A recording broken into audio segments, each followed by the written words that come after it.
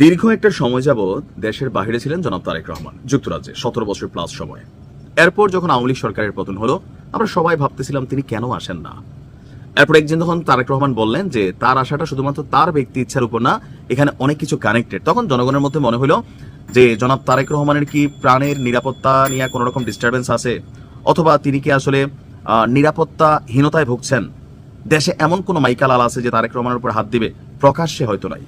BNP জনাব তারেক রহমান অথবা এখানে যে সিস্টেমটা কাজ করছে, তারা ভয় পাচ্ছেন কোনো আততায়ী লাইক হাদির মতন বা অন্যান্যভাবে। শহীদ প্রেসিডেন্ট জিয়াউর রহমান শেষ হয়েছেন, বঙ্গবন্ধু শেখ মুজিবুর রহমান মারা গেছেন, বা এরপরে ওই দেশে অনেক ঘটনা ঘটছে, সম্ভবত এই টাইপের ভয় পাচ্ছেন। তো এই সকল নানান ইস্যুকে মাথায় রেখে জনাব তারেক রহমান যখন বাংলাদেশে এই মুহূর্তে বসবাস করছেন, তার সিকিউরিটি বা প্রটোকল গোয়েন্দা, রাষ্ট্রীয়ভাবে, দলীয়ভাবে বিশেষ নজরদারিতে কিন্তু তার বাসভবন, তার মুভমেন্টের এরিয়াকে নজরদারিতে রাখা হয়।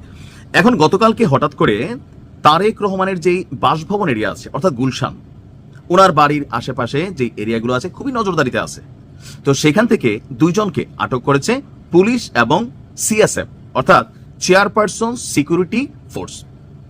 এটা সম্ভবত আগে বেগম খালেদা জিয়ার জন্য কাজ করতে এই ফোর্স, এখন জনাব তারেক রহমানের জন্য কাজ করে, তারা আটক করেছে। গতকালকে সকাল 10:50 গুলশানের 196 নম্বর বাসভবনের সামনে থেকে দুইজন ব্যক্তিকে আটক করে।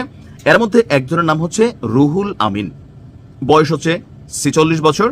আর ওনার বাড়ি কোথায়, নিজেকে চাঁদপুর জেলার মতলব দক্ষিণ উপজেলার বাসিন্দা বলে পরিচয় দিয়েছেন। কারা কারা আছেন, ওনাকে চিনেন কিনা, তবে ছবি টবি আমরা পাইনি। আচ্ছা, পুলিশের বক্তব্য হচ্ছে ওই ব্যক্তি মানে এই রুহুল আমিন বাসা ও গাড়ির বিভিন্ন দিক থেকে ছবি তুলছিলেন।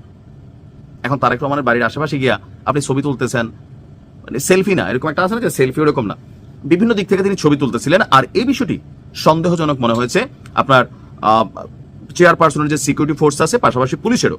আর এই সন্দেহ থাকার কারণে পুলিশ তাকে আটক করে। আটক করার পর তাকে ব্যাপক জিজ্ঞাসাবাদ করা হয়, তারপর তাকে ছেড়ে দেওয়া হয়। মজার বিষয় হচ্ছে এর কিছুক্ষণ পরেই, এই ধরেন 40-45 মিনিট পরে, সেখানে ওই একই বাসভবনের সামনে থেকে মোহাম্মদ ওমর ফারুক নামের অপর এক ব্যক্তিকে আটক করা হয়। তার পরিচয় তাৎক্ষণিকভাবে নিশ্চিত হওয়া যায়নি। পুলিশের দাবি, সন্দেহভাজন হিসাবে ওই ব্যক্তির দেহ তল্লাশি করে মাদকদ্রব্য পাওয়া গেছে। এখন আটক দুইজনের বিরুদ্ধে গুলশান থানায় আইনানুগ ব্যবস্থা প্রক্রিয়াধীন রয়েছে বলে জানিয়েছে পুলিশ। এখন হতে পারে এখানে বিভিন্ন রকম ইস্যু, যে ধরেন হয়তো নর্মালি তারা ছবি তুলছে, এটাও হইতে পারে।